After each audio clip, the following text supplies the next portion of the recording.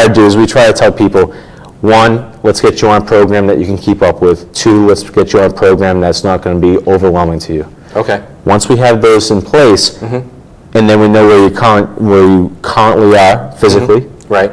and what your goals are, Right. we take that information, we develop the program.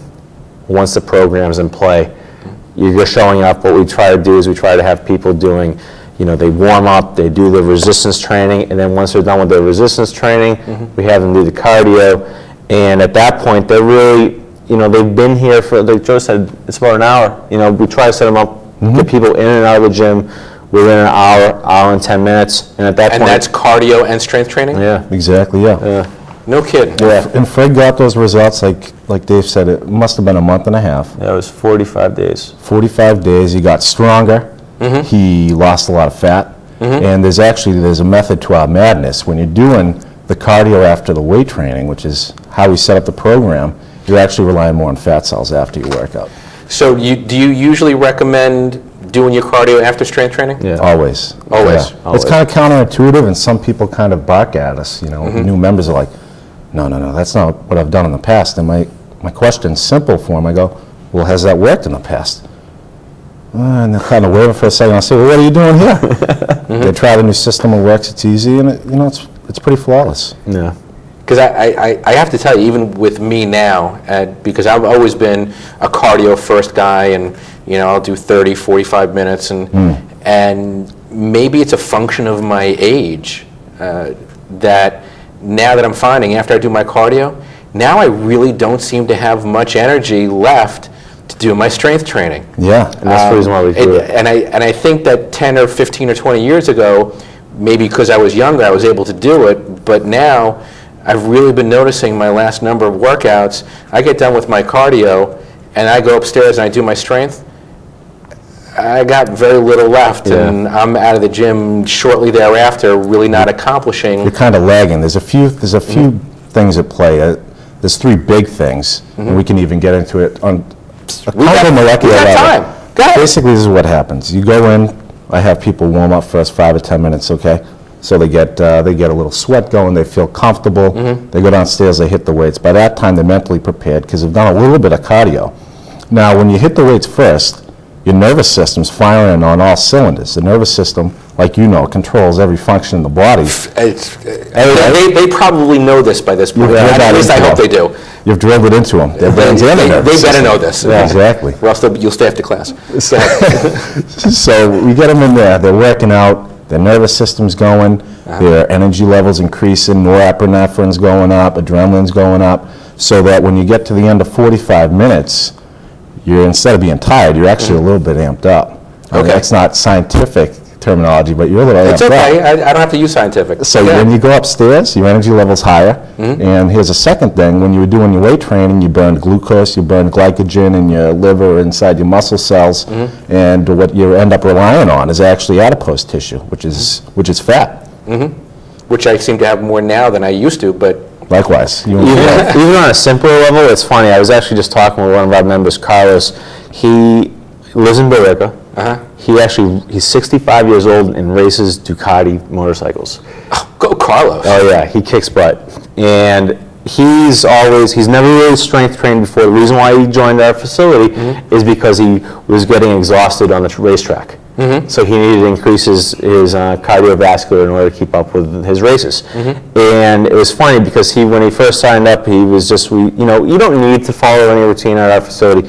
We provide that. Right. He was a little resistant to it. He's a strong-willed guy, and he's like, I'm going to do this on my own. He's like, I got it. So he would show up, he would do 45 minutes, an hour of cardio, on an elliptical or a treadmill or whatnot.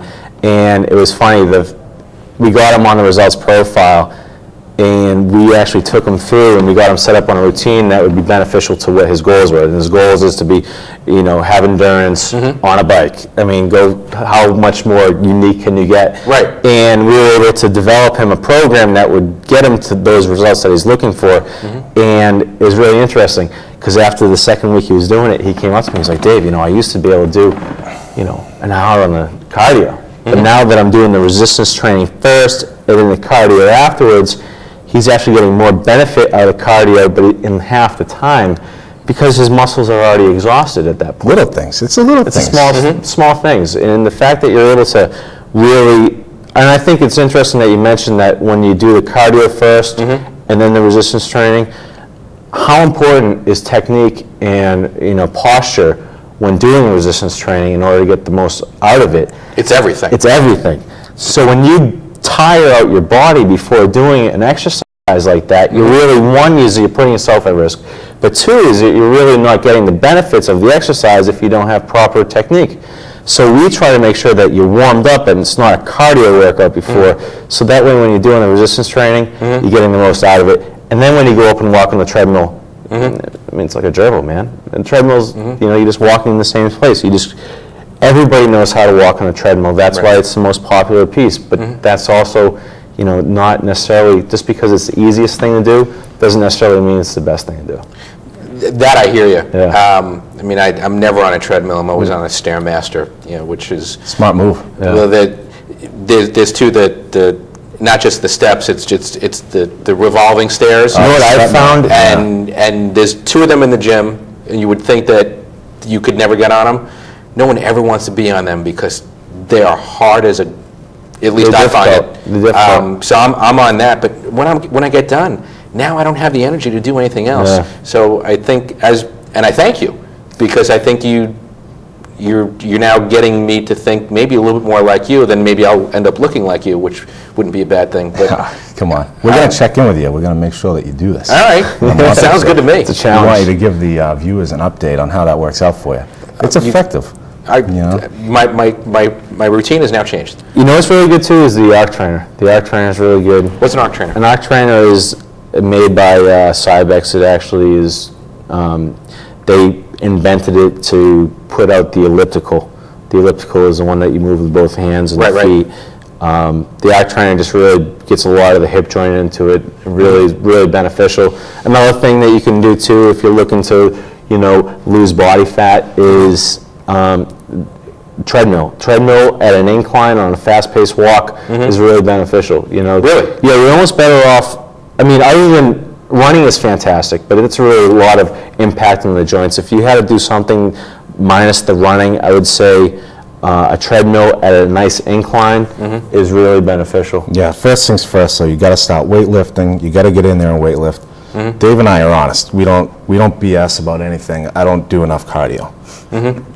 And I wish I did, but I don't do enough. Okay. And my point is, if I was going to do one of the two, I would do weightlifting at the expense of cardio. And it's those three things. And is there a reason? Can you back that up? Absolutely. Go. Here's the reason why. Hormone levels. After your weight training. We talked about training every day. The Bulgarians train every day. Okay. There's a reason they do that. Now keep in mind these are high caliber level athletes. Okay. They find that your growth hormone levels are actually highest an hour after your training. Really? Weight training, Weight not training. cardio training, weight training. So anaerobic training increases your growth hormone levels. That helps keep you lean. It's kind of like they call it the fountain of youth. Growth hormone helps keep you lean. It helps Okay. burn fat. That's one of the reasons why. It's really interesting too. We find a lot of our female members, Go ahead. they've actually been able to, target. It just naturally, it's a group of people typically have never taken strength training as a first, walking into a gym. What's the first thing you're going to do? They just typically don't do that.